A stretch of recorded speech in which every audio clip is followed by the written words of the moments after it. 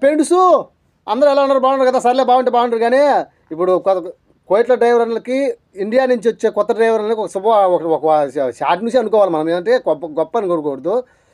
ఇప్పుడు ఏంటంటే traffic general వచ్చేసి ఆ మహమ్మద్ ఆల్ సుమాన్ గారు ఒకటి వెల్లడించారు అనమాట మన ఇంటర్వ్యూలో.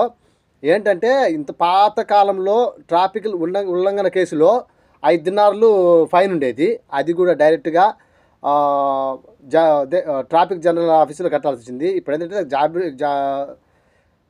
ట్రాఫిక్ జనరల్ ఆఫీసులో కట్టకపోతే కోర్టు తరపున కట్టచ్చు అనమాట. కోర్టు వరకైనా పోయి కట్టచ్చు అనమాట.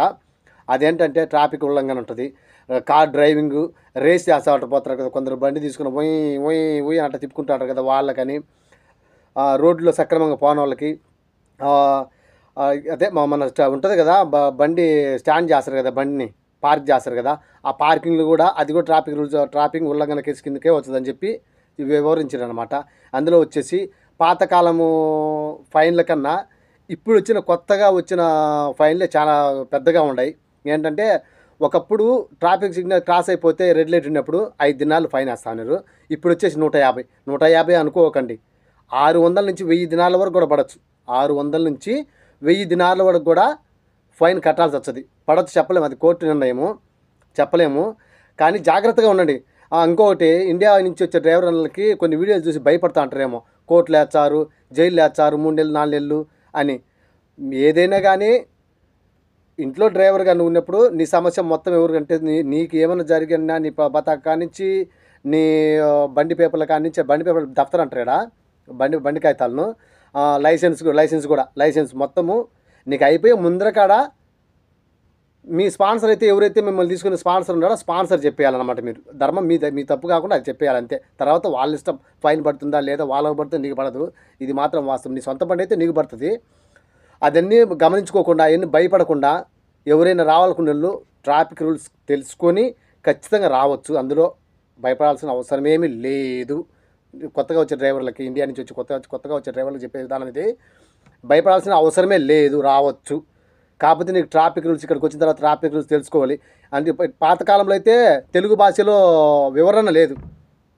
ఇప్పుడు వచ్చేసి ఇంగ్లీషు, హిందీ, బెంగాలీ, ఉర్దూ, తెలుగు కూడా తెలుగులో కూడా వివరించాలని చెప్పి ఆయన ఇంటర్వ్యూలో తెలిపినారు అన్నమాట. భయపడాల్సిన అవసరం మీకు ఏమంటే అప్పుడు లేదు, ఇప్పుడు తెలుగులో కూడా ఉంది. మీరు తెలుసుకోవచ్చు, ఇక్కడికి వచ్చిన ట్రాఫిక్ రూల్స్ ఎలా ఉన్నాయి ఏమనేది తెలుగులో కూడా తెలుసుకోవచ్చు. భయపడాల్సిన అవసరం లేదు. కానీ వచ్చిన తర్వాత ఇక్కడుండే అన్నలు కానీ జాగ్రత్తగా డ్రైవ్ చేసుకొని ట్రాఫిక్ రూల్స్ ఉల్లంఘన చేయగాకండి. ఇంకా కొత్తగా వచ్చేవాళ్ళు ఎవరైనా ఇండియా నుంచి వచ్చేవాళ్ళు ఉంటే కనుక వాళ్ళకు కూడా వివరణ ఏంటంటే, ఎట్టి పరిస్థితిలో రూల్స్ తెలియకుండా డ్రైవ్ చేయొద్దు. మీరు రాండి, రూల్స్ తెలుసుకొనే డ్రైవ్ చేయి. మీకు అంతే 1 నెల 2 నెలలు మీకు ట్రైనింగ్ ఉంటుంది. ఆ ట్రైనింగ్లో బాగా నేర్చుకోండి. ఏమి భయపడాల్సిన అవసరం లే. ఎవరో ఏదో చెప్తాను, ఏదో పొద్దుబాని వీడియోలు పెడతా ఉంటారు, మీరు భయపడగాకండి. భయపడి మరి ఇక్కడ ఉందేమో జైల్లో పెడతారేమో, మేము ఇంత దూరం అక్కడ పోయి జైల్లో కూర్చోవాలన్నా అనేం లేదు. మీ స్పాన్సర్ ఎవరైతే ఉండరో మీ స్పాన్సరే దానికి అన్నిటికీ బాధ్యుడు, మీరు కాదు.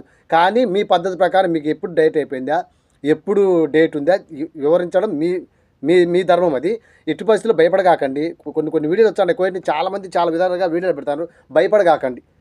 భయపడి మాత్రము రాకుండా సాలిగాకండి. రావాలని కూడా రాండి, భయం ఏం లేదు. కాకపోతే తెలుసుకొని రాండి, సరేనా? సరే, ఇంకొక కొన్ని మంచి వీడియోల కోసం నేను ముందరకు వస్తాను. సరే అయితే ఇంకో కొన్ని ఇంట్రెస్టింగ్ వీడియోలతో మేము ముందరకు వస్తాను. చూస్తూ ఉండండి day and night A1 vlogs. Okay, bye.